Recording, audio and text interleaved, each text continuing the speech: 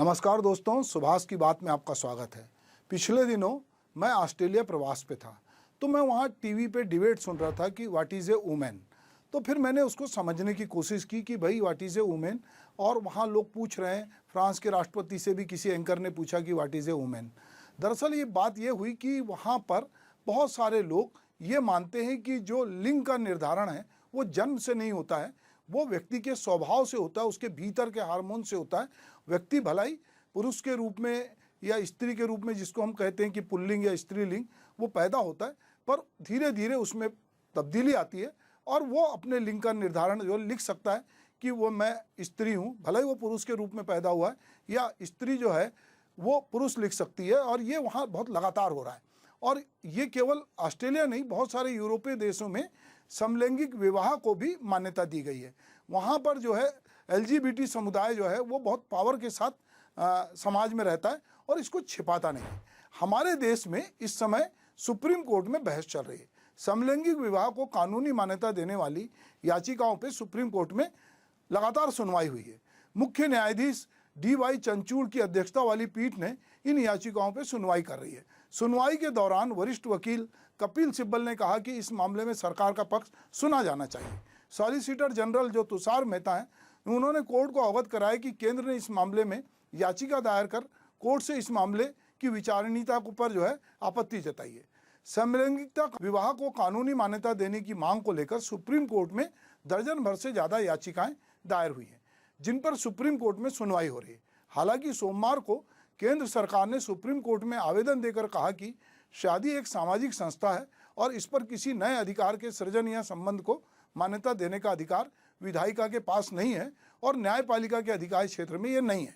केंद्र सरकार ने यह भी कहा कि समलैंगिक विवाह को कानूनी मान्यता देने की मांग करने वाली याचिकाएं सिर्फ शहरी अभिजात वर्ग के विचारों को दर्शाती है, इसे पूरे देश के नागरिकों का विचार नहीं माना जा सकता। हाल ही में ऑस्ट्रेलिया की एक महिला क्रिकेट टीम ने, एक खिलाड़ी ने विवाह जो है वो समलैंगिक विवाह रचाया इन लोगों ने।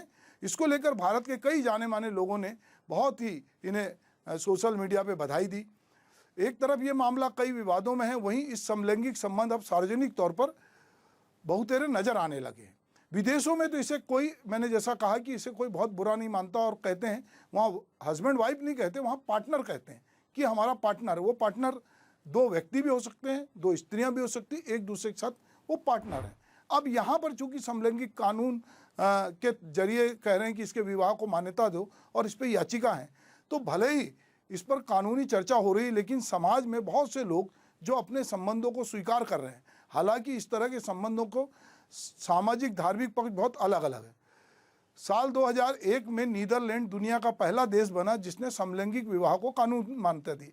इसके बाद बेल्जियम, कनाडा, संयुक्त राज्य अमेरिका, स्पेन, दक्षिण अफ्रीका, नॉर्वे, स्वीडन, मेक्सिको, पुर्तगाल, Iceland, Argentina, Brazil, Denmark, France, Uruguay, New Zealand, Great Britain, Luxembourg, Ireland, Colombia, Finland, Malta, Germany, Australia, Austria, Taiwan ने भी समलैंगिक संबंधों पर मुहर लगाई। भारत ही नहीं, दुनिया के कई देशों में इस पर विवाद है। फिलहाल हमारे देश में इस मामले की सुनवाई जो है वो 18 अप्रैल से शुरू हुई है। सुनवाई के पहले ही दिन सुप्रीम कोर्ट में ये साफ कर दिया गया कि वो पर्सनल लॉ के क्षेत्र में जाए बिना देखेगी कि क्या साल 1954 के विशेष विवाह कानून के जरिए समलैंगिकों को शादी के अधिकार दिए जा सकते हैं। इसे कानूनी दर्जा देने के पक्ष में क्या दलील दी जा रही है, इसे हम लोग समझ लेते हैं। इसके पक्ष में कहा जा रहा है कि समलैंगिक शादी को कानूनी मान्यता नहीं मिलना समानता के अधिकार का उल्लंघन है। स्पेशल मैरिज एक्ट सिर्फ महिला और पुरुष की शादी की इजाज़त देता है। ऐसे में इसे बदलकर जेंडर न्यूट्रल किया जाए। समलैंगिक शादी को मान्यता नहीं मिलने से ऐसे जोड़े कई सुविधाओं से वंचित रह जाते हैं जिनका लाभ शादीशुदा जोड़े उठा सकते हैं, जैसे प्रॉपर्टी में नामिनी बनाने को लेकर, एडॉप्शन टैक्स बेनिफिट आदि को लेकर लोग दलील दे रहे हैं। इसके विरोध में भी कई तरह की दलील है कि ये समलैंगिकता एक पश्चिमी सोच है। जैसे संविधान को बदला नहीं जा सकता, वैसे ही शादी के मूलभूत विचार को बदला नहीं जा सकता। समलैंगिक शादी को कानूनी मान्यता दिए जाने पर सामाजिक संतुलन बिगड़ जाएगा। यह भारतीय परिवार की अवधारणा के खिलाफ है। गोद लेने, तलाक, भरण पोषण, विरासत आदि से संबंधित मुद्दे में बहुत सारी जटिलताएं पैदा होगी। सुप्रीम कोर्ट में लगातार दूसरे दिन सुनवाई हो रही है। केंद्र सरकार की तरफ से सॉलिसिटर जनरल तुषार मेहता ने इस मामले में सभी राज्यों और केंद्र शासित प्रदेशों को पक्षकार बनाने की मांग की है। इसे लेकर केंद्र ने एक फ्रेश हलफनामा भी दाखिल किया है। वहीं याचिकाकर्ताओं की तरफ से सीनियर एडवोकेट मुकुल रस्तोगी ने खजुराहो के मंदिर की मूर्तियों का हवाला देते हुए कहा है कि समलैंगिकता हजारों वर्षों से हमारे बीच मौजूद है। दरअसल अगर हम विवाह नामक संस्था की बात करते हैं तो हमको लगता है कि संतति को आगे बढ़ाने का, वो भी जायज़ तरीके से, विवाह जरूरी है। यही वजह है कि हमारे यहाँ सदियों से स्त्री पुरुष के बीच विवाह होता है और उससे जो संतान होती है उसको वाजिब हक मिलता है। हम अगर अपनी पौराणिक कथाओं में जाते हैं, अगर हम महाभारत की बात करते हैं तो कुंती से जो पैदा हुआ पुत्र जो कर्ण था उसको उस तरह से मान्यता नहीं मिली जिस तरह से कि बाकी पांचों पांडवों को मिली। हम बहुत सारी अगर अपनी मिथक कथाओं में देखते हैं कि अगर कुंवारी माता किसी बच्चे को जन्म देती है या उसके पिता का नाम नहीं होता तो समाज उस तरह से उसको स्वीकार नहीं करता। इसलिए ये हुआ कि विवाह के बाद ही बच्चे को पैदा करते हैं लोग। अब धीरे धीरे समाज में तब्दीली आ रही है कि अब एकल पिता एकल माता बन रहे हैं लोग, को किराए पे ले रहे हैं, सरोगेट मदर बन रहे हैं। तो लोगों में ये चेंज आया है। और इसके साथ साथ ये बात भी आई है कि जो लोग अपनी कहना चाहिए जो लेस्बियन थे, जो गे थे, वो चीज़ों को छुपाते थे और लोग उनको थोड़ी हिकारत की नज़र से देखता था। पर जब से समाज में और ये जो दो लोगों के बीच में सेक्स रिलेशन होते थे दो समान लिंग वालों में, तो वो अपराध की श्रेणी में आता था। पर कोर्ट ने इसको ख़त्म करके अपराध से इसको ख़त्म किया। तो एक प्रकार से अब लोगों को ये भय ख़त्म हो गया कि अगर दो समान लिंगी लोग एक साथ रह रहे हैं या उनके बीच में सेक्सुअल रिलेशनशिप है तो वो अपराध नहीं है। तो ये इससे कहीं ना कहीं समाज में ये बात आया कि कोर्ट जो है वो नए तरीके से सोच रहे हैं। अब चूंकि सरकार ने कहा कि ये जो है कुछ लोगों का सगल है, शहरी लोगों का, तो कोर्ट को ये कहना पड़ा कि समलैंगिक विवाह को एलिट कहना गलत है। सरकार के पास कोई ऐसा आंकड़ा नहीं है कि वो कहे कि ये कोई जो है ये एलिट लोगों का मामला है। अब हम थोड़ा जो बहस चालू है, आज भी बहस हुई, कल भी बहस जारी रहेगी, तो ये लगातार बहस जारी है। तो जो सुप्रीम कोर्ट के मुख्य न्यायाधीश हैं जिनको CJI चंचूड़ साहब, वो कह रहे हैं कि इस मुद्दे को लेकर उन्होंने जो कहा कि शहरी अभिजात अवधारणा बताने की दलीलों पे उन्होंने सवाल खड़ा किया। समलैंगिकता के अपराध से बाहर होने के बाद ये अधिक प्रचलित हो गया है, लेकिन यह अधिक शहरी लग सकता है क्योंकि अधिक शहरी लोग खुलकर बाहर आ रहे हैं। लेकिन यह साबित करने के लिए सरकार के पास कोई डाटा नहीं है कि यह शहरी अभिजात अवधारणा है। अदालत ने यह भी कहा कि सिद्धांत वास्तव में बहुत सरल है कि राज्य किसी व्यक्ति के खिलाफ विशेषता के आधार पर भेदभाव नहीं कर सकता जिसके लिए व्यक्ति का कोई नियंत्रण नहीं है। जब आप कहते हैं कि एक सहज विशेषता है तो यह इस विवाद के जवाब भी है और यह शहरी लोगों के लिए बहुत अभिजात है और इसमें एक वर्ग के लिए पूर्वाग्रह है। जब यह जन्मजात होता है तो उस वर्ग के लिए पूर्वाग्रह नहीं हो सकता। अब यहाँ बात हम करें तो मैंने जैसे पहले कहा कि जब 2018 में नवजोत जौहर के फैसले के मामले में आया कि समलैंगिक कृत्यों को अपराध की श्रेणी से बाहर किया गया, तब से समाज में इसको थोड़ी एक प्रकार की स्वीकृति मिली और लोग अब खुलकर बात करने लगे।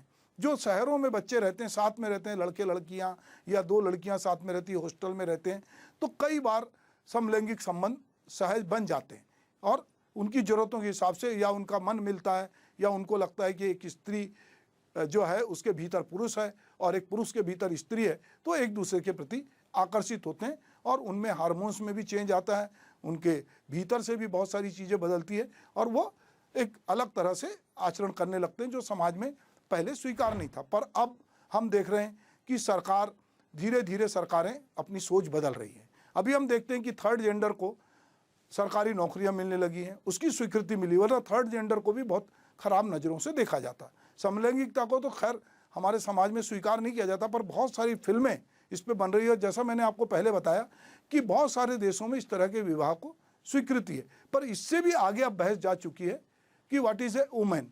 अब पूछ रहे स्त्री कौन है, तो दरअसल स्त्री कौन है ये कहना बहुत कठिन है।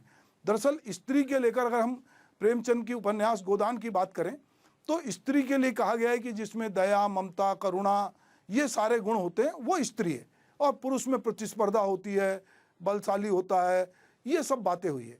तो प्रेमचंद एक जगह लिखते हैं प्रोफेसर मेहता के माध्यम से कि अगर कोई स्त्री अपने में पुरुष के गुण समाहित कर लेती है तो वो उल्टा हो जाती है, और कोई पुरुष अपने में स्त्री के गुण समाहित कर लेता तो महात्मा हो जाता है। पर अब चूंकि स्त्री और पुरुष बराबरी से सब जगह काम कर रहे हैं, बराबरी से चीज़ों को देख रहे हैं, बराबरी की आज़ादी चाहते हैं।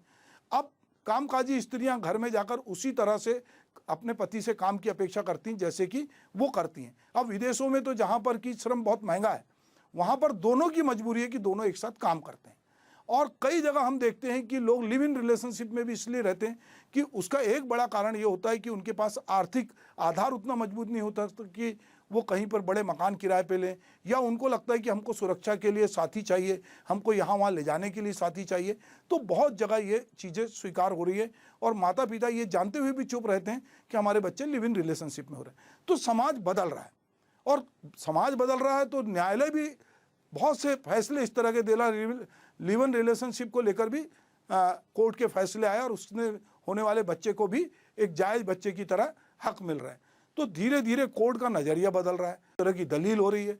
अब समाज इसको स्वीकार करे ना करे, पर कहीं ना कहीं ये बहस है, और लोग अपने संबंधों को, अन्य देशों में लोग जा रहे हैं कमाने खाने, तो देख रहे हैं कि वहाँ स्वीकृति है, वहाँ लोग एक दूसरे को जज नहीं करते, एक दूसरे पे टीका टिप्पणी नहीं करते, जिसकी जो मर्जी है वो वैसे रहना चाहता है, और वो किसी प्रकार का किसी को दूसरे को डिस्टर्ब नहीं करता। वो सोचता है कि ये मेरी व्यक्तिगत स्वतंत्रता है। पर हम अगर अपने देश के संदर्भ में कहें तो हमारा देश जो है बहुत सारी परंपराओं से चलता है, बहुत सारे रीति रिवाज से चलता है। एक पिता बचपन से ही अपने बच्चे के विवाह की कल्पना करता है, उसको लगता है कि अगर मेरी बेटी बड़ी होगी तो उसके लिए वो पैसे जमा करता है, बहुत सारी बचत करता है, और उसमें दहेज भी देता है, उसमें बहुत सारे पैसे खर्च करता है। एक लड़का बड़ा होता है तो वो माता पिता सोचते हैं कि बहू आएगी घर में, वो हमारी सेवा करेगी, बच्चे होंगे।